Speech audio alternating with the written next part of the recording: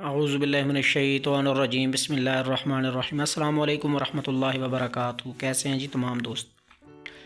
उम्मीद करता हूँ खैरियत के साथ होंगे। गोल्ड वीकली एनालिसिस के साथ आप लोगों के सामने हाजिर हैं कि गोल्ड इस वीक किस तरफ मूव कर सकता है। एनालिसिस शुरू करने से पहले तमाम अहबाब से गुजारिश है कि एक मरतबा दुरूद शरीफ का नजराना हुजूर सरवर कौनैन ख़ातिमुन्नबिय्यीन हज़रत मुहम्मदुर रसूलुल्लाह सल्लल्लाहु अलैहि वसल्लम की शान अक़दस में पेश करते हैं इस दुआ के साथ कि अल्लाह पाक मेरी और आपकी दुनिया व आखिरत की तमाम मनाजिल को आसान फरमा दे। गोल्ड का एनालिसिस अपनी जगह, लेकिन जो जियोपॉलिटिकल इस वक्त सिचुएशन है उसके मुताबिक इसराइल पहले जुल्म सितम तो कर रहा था इंसानों के साथ, लेकिन इस बार डायरेक्ट अल्लाह रब्बुल इज़्ज़त की ज़ात के साथ पंगा लेना यकीनन उनको ज़मीं बोस कर देगा। ये आपकी स्क्रीन पर वीडियो चल रही है कि डायरेक्ट मस्जिद के ऊपर हमला कर देना, ये कम से कम किसी इंसान के बस की बात नहीं है। यह डायरेक्ट शैतान इन्वॉल्व है। जब दुनिया स्टार्ट हुई थी, कायनात स्टार्ट हुई थी, तो उस वक्त भी शैतान ने ही अल्लाह पाक से पंगा लिया था, लेकिन दुनिया के ख़ात्मे के टाइम पर भी ये बात कंफर्म है कि शैतान ही अल्लाह पाक से पंगा ले रहा है। ये जो आपकी स्क्रीन पर वीडियो चल रही है, मस्जिद के ऊपर डायरेक्ट मिसाइल मारकर मस्जिद को शहीद कर देना, हल कलमा गो इंसान ज़रूर उसका दिल चकनाचूर हो जाता है ऐसे दर्दनाक मंज़ार देखकर। मैं चाहूँ तो यहाँ पर उन फ़लस्तीन के जो बच्चों के ऊपर जुल्म सितम हो रहा है वो भी चला सकता हूँ, लेकिन ऐसी वीडियो चलाने का मेरा नहीं ख्याल कि कोई फ़ायदा है। आप लोगों ने घरों में बैठ के अफसोस कर लेना, मैंने वीडियो अपलोड करके अफसोस कर लेना। हमारे हाथ बंधे हुए हैं, हम कुछ नहीं कर सकते। हम फ़लस्तीन से शर्मिंदा हैं, हम उन बच्चों से शर्मिंदा हैं, हम उस नबी के सामने शर्मिंदा हैं सल्लल्लाहु अलैहि वसल्लम कि जिनके सदक़े से हमें कलमा नसीब हुआ। मेरी बातें ज़रूर अगर किसी को बुरी लग रही है तो वीडियो यहाँ से स्किप कर दे, लेकिन हमारा कुछ किरदार तो होना चाहिए बहैसियत मुसलमान। क्या हम उनके लिए दर्द भरे अल्फाज भी नहीं यूज़ कर सकते जिन मासूम बच्चों ने 4 दिन से खाना नहीं खाया? क्या हमारे दिल में इतना दर्द भी नहीं है? हमारे मुल्क का, आलम इस्लाम का बच्चा बच्चा तड़प रहा है कि हमें इस चीज़ की इजाज़त दी जाए। मुट्ठी भर इसराइली हैं, उन बेगैरत के बच्चों ने सिर्फ पैसा इस्तेमाल किया है, और पैसे की बेस पर हम इतने बिक चुके हैं, इतने बेहिस हो चुके हैं कि हमारे अंदर ईमान का दूर दूर तक तसव्वुर भी नहीं है। दिल दुखता है। याद रखना, मौत आ जानी है। मेरा अल्लाह वो अल्लाह है जिसने समंदर की दर्दनाक तड़पती लहरों के अंदर से, भिनभिनाते दरियाओं के अंदर से एक फट्टे के ऊपर एक बच्चे को बचाया और पूरी दुनिया की बादशाही उसके हवाले कर दी। उसको नमरूद कहते हैं, लेकिन उसने भी खुदाई का दावा किया। फ़िरौन ने पूरे मिस्र के बच्चे ज़बह कर दिए थे सिर्फ इस चक्कर में कि मूसा ना बचे, लेकिन अल्लाह मूसा को बचा कर उसने साबित किया कि वो अल्लाह है। तो ये मस्जिदों को बचाना, ये इंसानों को बचाना, ये यहूदियों को 5 मिनट के अंदर नेस्तो नाबूद करना मेरे अल्लाह के लिए सिर्फ 1 सेकंड की गेम है।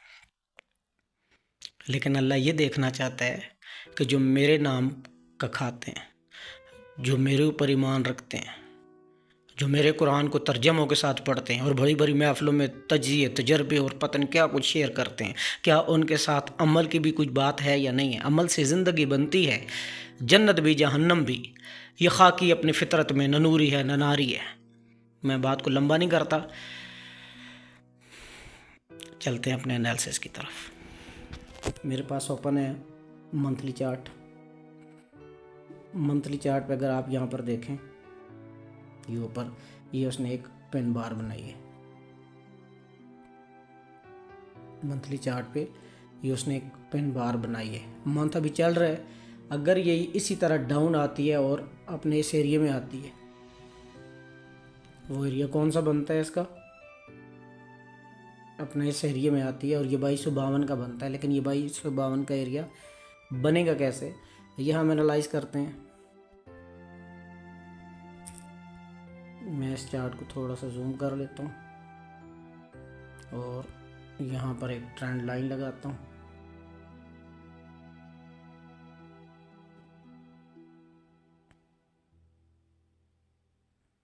और इस एरिया को मैं कहाँ से कवर करता हूँ, ये इस एरिया से जहाँ पर मार्केट फर्स्ट टाइम उठी थी, ये वाला एरिया, फिर उसके बाद ये वाला एरिया, फिर उसके बाद ये वाला एरिया और लास्ट में इस एरिया में मार्केट टकराई है। ये एरिया कौन सा है, जहाँ से मार्केट उठी थी आज से 10 साल पहले। ये आपके सामने ओपन है 2009-10 तकरीबन 14 साल पहले जब फर्स्ट टाइम बुल रन आया था। उस वक्त इतना ज़्यादा ट्रेंड नहीं था फॉरेक्स का और गोल्ड के ऊपर इन्वेस्टमेंट का, तो उस बुल रन में मार्केट सिर्फ इतना ही अप गई थी, 1084 से 1361 तक गई थी। फिर अपने इस एरिया में थोड़ा सा रेंज किया, फिर इस एरिया को ब्रेक किया जब अफगानिस्तान वाली जंग थोड़ा सा जोबन में चली। ठीक है, उसके बाद जब मार्केट 1361 के बाद नेक्स्ट बुल रन इसका आया तो मार्केट ने अपना हाई लगाया। अब यहाँ पर देखें पहले से डबल हो गया, मतलब 1361 से मार्केट चली है और 2073 तक जो कुछ अरसा तक हमारे सामने हाई शो होता रहा 2080 ये सारा 2080 का वही एरिया है। मार्केट इस एरिया में रेंज करती रही। इस बार मार्केट ने इस एरिया को ब्रेक किया 2024 के बुल रन में। तो इस बार मार्केट कितना चल सकती है, अगर मार्केट 1400 से $2600 चल सकती है, 2080 से भी मार्केट 2680 जा सकती है, ये ध्यान में रखें। लेकिन मार्केट कभी भी डायरेक्ट नहीं जाती, मार्केट जिग-जैग करती हुई जाती है। और अगर मार्केट ने करेक्शन करनी हो तो यूँ करती है जिस तरह कल परसों मार्केट ने किया, फिर मार्केट जिग-जैग करते हुए लड़ाइयों का बहाना बनाते हुए आप जाएगी।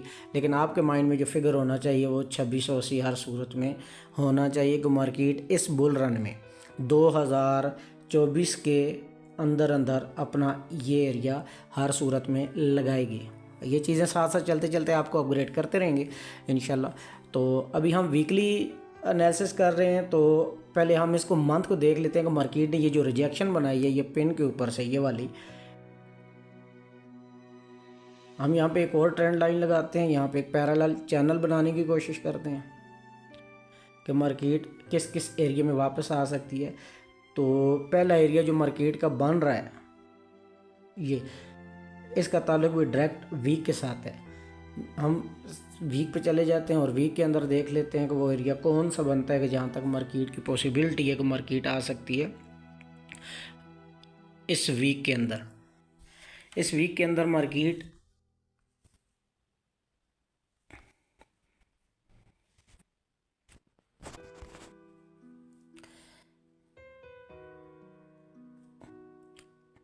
अब डेली के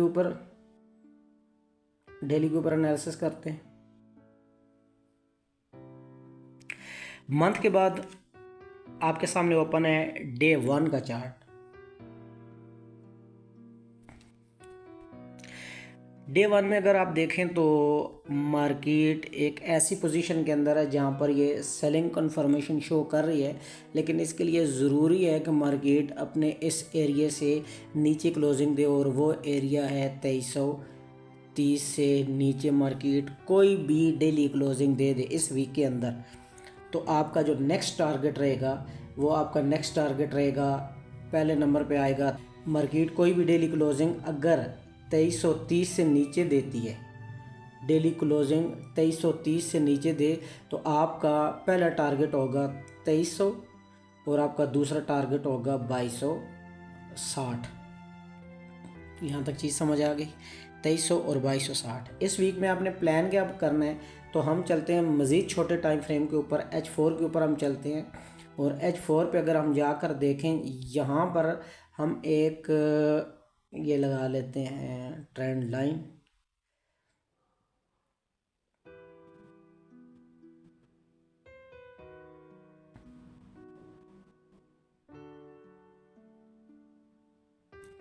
और हम कुछ एरियाज़ को कवर कर रहे हैं इसमें, जिसमें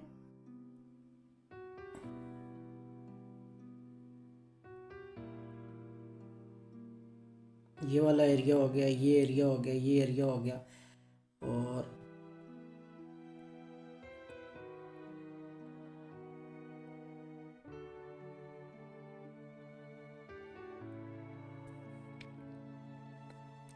अब यहाँ पर देखा जाए तो मार्केट ने ये ट्रेंड लाइन को ब्रेक किया और ये इसका रीटेस्ट भी बन गया। अगर ये रीटेस्ट के बाद मार्केट वापस अपने इस एरिया से नीचे क्लोजिंग देती है, मार्केट अगर इस एरिया से नीचे क्लोजिंग देती है, कि जो कि आपको मैंने मंथली में बता दिया है 2330 से नीचे क्लोजिंग देती है, तो मार्केट उसके बाद सेल आकर अगला टारगेट 2300 लाजमी पूरा करेगी। अगर ये फेक ब्रेकआउट हुआ, ये मार्केट ऊपर जाएगी, वापस रीटेस्ट करेगी और वापस अपनी इस विक के पास पहुंच सकती है इस वीक में। ठीक है, यहाँ तक चीज़ें उम्मीद करता हूँ क्लियर हो गई होंगी। पहले नंबर पर ये चीज़ है कि ये मार्केट अपना ट्रेंड लाइन का जो लेवल है इसको अभी रिस्पेक्ट कर रही है, लेकिन क्लोजिंग इसके अंदर दी है। ये देखें, ये क्लोजिंग अंदर दी है, ये क्लोजिंग इसके अंदर दी है, लेकिन क्लोजिंग इसके अंदर दी है और इसको फेक ब्रेकआउट कह सकते हैं या कुछ भी नाम आप दे सकते हैं, लेकिन ये फैसला H4 की कैंडल करेगी कि मार्केट ने करना क्या है। अब चलते हैं ट्रेड की तरफ कि हमने इस वीक ट्रेड कैसे प्लान करना है। हम आ जाते हैं H1 के अंदर, और H1 पे आप देखें तो उसी तरह की जिस तरह हम H4 के अंदर पिक्चर देख रहे थे, डिटेल बताने का मकसद ये था कि चीज़ें आपको क्लियर हो जाए। मार्केट ने एक लंबी कैंडल बनाई है सेल के लिए, और फिर H1 रिजेक्शन नीचे से दे के वापस इसके अंदर चैनल के जाने की कोशिश कर रही है, जो कि फिर वापस पलट कर ऊपर जाएगी। और मैंने शुरू में आपको बताया कि गोल्ड एक मरतबा फिर न्यू हाई भी लगा सकता है अगर मार्केट 2330 के नीचे D1 की क्लोजिंग नहीं देती, तो इस वीक फिर न्यू हाई हो सकता है। ये चीज़ ध्यान में रखें। और न्यू हाई इस बार कौन सा होगा? 2460 से 2480 इस वीक में आपका हाई हो सकता है, ये ध्यान में रखें।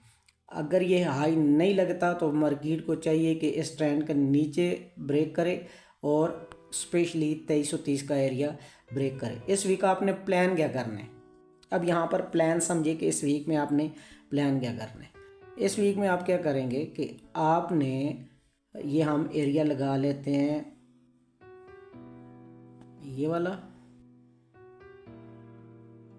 और ये वाला। आपने इस वीक क्या करना है कि ये आपके लिए एरिया है 2360 से लेके 2370 से आपने सेल करनी है। एसएल आपका 2376 लाजमी होना चाहिए। एसएल हिट हो गया, नो इशू, मार्केट पलट के ऊपर जाएगी। अगर आपने बाई की अपॉर्चुनिटी देखनी है तो 2327 से आप एसएल करेंगे और टीपीएस का कर लेंगे 2360। और अगर मार्केट 2375 को ऊपर की तरफ ब्रेक करती है तो फिर आप 2360 एसएल के साथ टीपी डायरेक्ट रखेंगे 2500। बस इस वीक आपने ये प्लान करना है। अगर आप हमारी ब्रॉडकास्ट ज्वाइन करना चाहते हैं जहाँ पर हम डेली सिग्नल पोस्ट करते हैं, हमारी ब्रॉडकास्ट रिज़ल्ट जो है वो शॉर्ट में अपलोड कर देता हूँ, आप उसमें देख सकते हैं कि हमारा वीकली रिज़ल्ट क्या है। हम कोशिश करेंगे कि डेली बेसिस पर इसको अपलोड करने की कोशिश करें, और डेली बेसिस पर वीडियो बनाने का मौका नहीं मिलता, इसके लिए माजरत। और अगर आप हमारे सिग्नल लेना चाहते हैं, ब्रॉडकास्ट ज्वाइन करना चाहते हैं, तो उसके लिए कोई चार्जेस नहीं है। आपने सिंपल ये करना है कि डिस्क्रिप्शन में लिंक है ब्रोकर का, आप उस पर अकाउंट बनाएंगे, उस पर डिपॉज़िट करेंगे। आप हमारे व्हाट्सएप नंबर्स पर रब्ता करके स्क्रीनशॉट शेयर करके और मेंबरशिप ले सकते हैं। याद रखिएगा ये ऑफ़र सिर्फ 1 महीने के लिए। अपना बहुत सारा ख्याल रखिएगा। अल्लाह हाफ़िज़।